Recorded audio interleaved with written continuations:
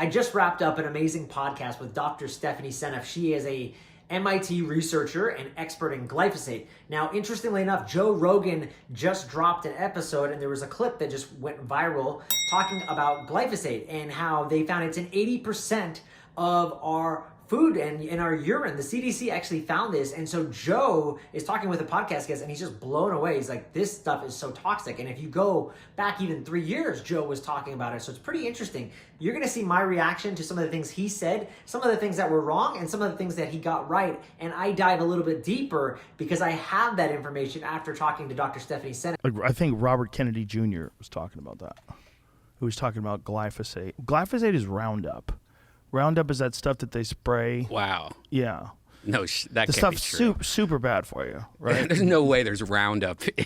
But hold on. If they use it on these plants, where does it go? Do they wash it off? Like, what kind of residual effect? Great question, Joe. Where does the Roundup go? Do they just wash it off? No, they don't wash it off. That stuff stays on there, and it actually disrupts the shikimate pathway in the plants. Well, guess what? The shikimate pathway, humans have it too. They didn't think they did, but they do. And so when it disrupts the shikimate pathway in humans, guess what? It affects digestion, which causes leaky gut, and it even causes other issues such as the ability to detox, or cytochrome P450, which is, a molecule that helps with fat metabolism and the mitochondria. So it doesn't go away, and it actually affects humans just like it does plants. Continue, Joe, though. I'm curious, what else could we say about Roundup or glyphosate? Does that stuff have True. on the food you eat? Or plastics. Could you imagine if that was what was going on? And that's why, like, European people don't look like us?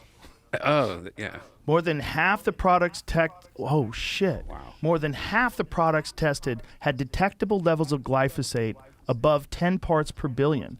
45 out of 86 products contained detectable levels of glyphosate.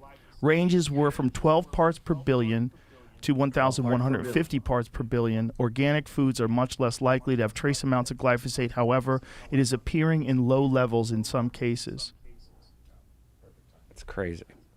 Damn, Crazy. They got you perfect. That was nice. The pop-up was... Here's the thing, too. You actually... It's really hard, even if you do buy organic, because you could be next to an organic farm, but the farm next to it could actually be spraying glyphosate. So unless you're like on the mountains or something, you're probably going to be getting sprayed, which is why I recommend all my clients do some type of regular detox. If you go to the Environmental Protection Agency's website, the EPA, they tell you that you are being bombarded by over 86,000 man-made chemicals every year. So this is no surprise.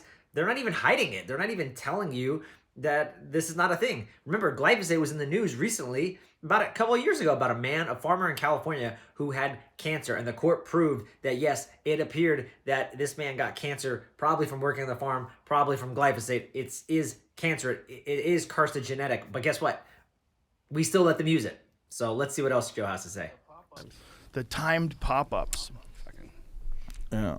So there's glyphosate in foods. It gets trace amounts of glyphosate. That's insane. Glyphosate It's insane. in popular bread, oats, legumes, protein powders, and bars 2022. Holy shit. That's everything you have. Or you have the protein powers. Dude, all that stuff. Yeah. How wild is that? Because it's like, That's right. So think again when you're thinking about your oat milk, your Oatly. You're thinking, oh, I'm so special because I'm not having dairy. Dairy's bad. I'm a good person. I drink oat milk. Well, guess what? Most of your oat milk is not organic. And so you're getting glyphosate. You're getting Roundup. You're getting toxins. You're getting herbicides. You're getting all that in your body. And so if you can, it's really hard to find, but you want to do organic oats or organic oatmeal. I like a brand called Zigo. I also like another brand called 1 Degree if you're looking for oats, sprouted oats, organic. Something else you can do is, it's really hard to find oat milk, but you can find it that's organic, or just make your own.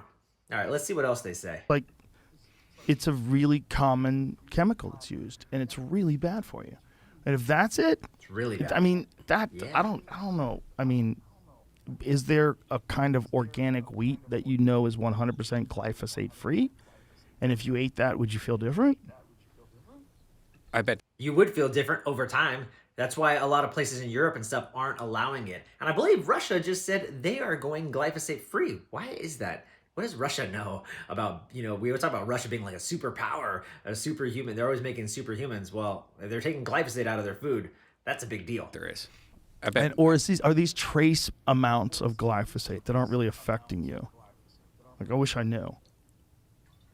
I mean, like, it sounds scary. Read Dr. Stephanie Seneff's book. I just interviewed her, The Toxic Legacy of Glyphosate. These trace amounts are adding up. There's a huge correlation with the introduction of glyphosate in the population and autism. Now, there might be some other correlations we think with autism as well, but that's a big one. And when you look at what all health comes down to, it comes down to the gut. And kids with autism have high amounts of Clostridia difficile and a whole host of issues in their gut. So these trace amounts add up. And remember, when it destroys the shikimate pathway, you're destroying the ability to detox, you're destroying the integrity of the gut, which leads to brain health, overall immunity and health, your ability to detox, and this just continues to exacerbate over time. You just keep filling up your rain barrel. So trace amounts add up. What are you seeing in terms of, like the birth issues and just the infertility issues going on and how it plays a role in hormones? Yeah, it's a very interesting story with testosterone and actually quite complicated. And let me see if I can get it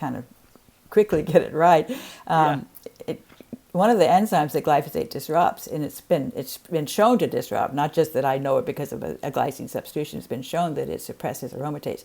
It's expected because of the glycine. I can explain how it would do that from the glycine problem. But it suppresses aromatase. Aromatase is an enzyme that converts testosterone into estrogen. And what happens is during development in utero, because of glyphosate's presence, the mother doesn't make enough estrogen from the testosterone in the baby's brain. The baby's brain becomes too much testosterone and too little estrogen. And that's kind of like a super male syndrome. It's a characteristic feature of autism, and it's connected to autism.